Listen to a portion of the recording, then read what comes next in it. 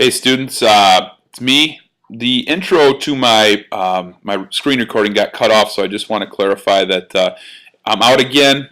The little one has some strep throat still, so I'm here virtually.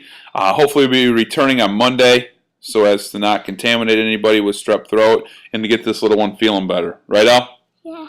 So here are some instructions for your Excel 2. Try and keep myself away. Hopefully I don't bring back any strep throat to you. I shouldn't be contagious. But anyways, I was working through this Excel assignment that you are working on. Maybe you're past this point, maybe not, but I do want to provide some clarification for those of you that do need to maybe go back and fix some things. First things first, it has you add new tabs, and I just want to make sure that you're on the right process with that. There's two ways to add a new tab. In your instructions, it tells you to go up to Insert like this, and go to Sheet, and then go ahead and go Blank Sheet. Okay. Another way to do it is to simply Control click or tap your trackpad with two fingers, and you can go to Insert, and then you can choose Blank Sheet from there as well. And that will allow you to throw in a new worksheet. Make sure, like your instructions say, that once you do that, you switch it over to normal view. Otherwise, it's going to look unfamiliar and you're not sure where you're going to be. So anyways, enough about that. If you do need to navigate through your tabs, my computer's running a little bit slow, so please excuse that. You can just click on these buttons right here, or you can click and drag your scroll bar, and that will allow you to see more of your tabs. But what I'm going to do is I'm going to head back to June sales and just take a look at your instructions quick. Notice that in your instructions on step 4, and you may have noticed this already, that it says click next, click finish, click next. Disregard that. That's the old Excel, instructions from the old Excel. That's no longer the case, because when you're in your toolbox, everything is right there for you. You don't have to step through and walk through different steps. Everything is there for you to do. So just disregard next and finish and any instructions like that in this case. A couple other things that you need to know. First of all, when it has you rename your tabs or your worksheets, all you need to do is simply double click on it, and then you can type what you need to type. Okay, in this case, it's obviously... Oh, and by the way, the show of the day is Good Luck, or not Good Luck Charlie, but what's the show that we're watching today? You did Good Luck Charlie. What's the show we're watching today? Can you tell my class? Oh, she's shy. She thinks she's really talking to you right now. Anyways, it's what, Shake It Up Chicago? Yeah. Yeah, so we went from Handy Mandy, the 4- and 5-year-old programming, to 11- and 12-year-old programming overnight. So there you have it. So that's what you're hearing in the background today.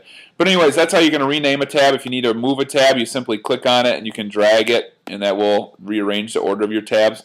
They will not affect what's on your worksheet at all, but that is how you can move your tabs around. If you need to delete a tab, you simply double click on it or control click on it, and then you can choose delete, but I'm not going to do that right now.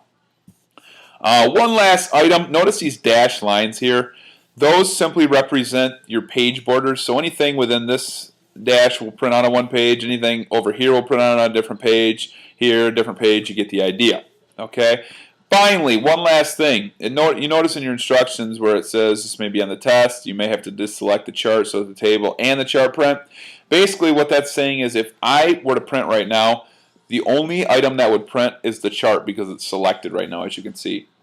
Not that you're going to print, but just for future reference. If you want to print both so that both print on the same page, just unselect the chart, and now both will print. Okay, so chart selected, only chart prints. Okay, and then unselected, both will print. All right, I'm going to continue working through this. If I have anything else that I want to show you, I will bring it to your attention. So long for now. Okay, what I'm going to show you right now involves probably the most confusing aspect of this assignment. Okay, when we set up charts, charts reference tables. Okay, so you notice that when I click on this particular chart right here, it's showing the data values that are represented in the chart, okay, from the table. If I were to go to this 3D chart and select this one, okay, and I go to sheet 1, okay, it's going to show what it's referencing. So, that being said, when I click on this new tab that I created, the new flavors, let me make sure I spell things correctly here. There you go. Now I'm being a good representation.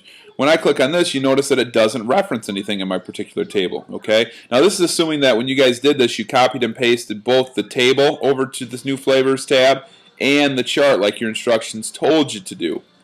Okay. So notice this though. When I click on this table, it doesn't reference anything. Or excuse me. When I click on this chart, it doesn't reference anything in this table. But if I go back here, you'll notice that this table is now selected. Okay, that's because when I copied and pasted this over, it is still referencing the table from the previous tab. So I need to change that, and that's what step 2 is talking about in step 1, because I changed this from strawberry to raspberry, and notice this should have updated, okay, but it didn't. Okay, in fact, just for example's sake, let me go back here and change mocha to Mr. Wagon Maker. Okay, and notice if I go to new flavors, mocha had changed to Mr. Wagon Maker. So that should provide you with a pretty good example on how things are set up right now. So let me go back to new flavors and let me show you how to change that. Okay, first of all I need to do is click on the tab, or click on the chart, go up to chart on the menu bar, and then click on source data. Now you notice that this is the reference right here. Okay, and notice that it says exactly what chart or what table or what tab it's referencing. It says it's going to equal June sales. Well, we're supposed to be on new flavors, and that's saying June sales. So we got to fix that. So what you're going to do is you're just going to delete what's in there. Click on this button right here, and then click on new flavors, and then just go ahead and select your table. And notice as you select it, it adds in the table or the tab in the range A1 to D7. Hit enter again, and just like that, it has been updated. Now when you click on your chart, it tells you what it's referencing. You can go to June sales, same thing, nothing changed over there. Okay, so now you're updated. Now you are where you need to be, and you can head on to step 1, insert your rows, add your new flavors, and it's pretty easy from here on out. If you have questions, hit me up on Edmodo. I should be checking it. If not, I apologize, and we'll deal with it on Monday. Hope you all have a great weekend. Hopefully I'll be back there. I know I'll be back there on Monday because this little chump right here who's sitting next to me is going to feel better. Right, Al? Yeah. You're going to feel a lot better? Yeah. You're going to go back to school? Can Daddy go back to school? Huh? Yeah. All right. Have a good weekend.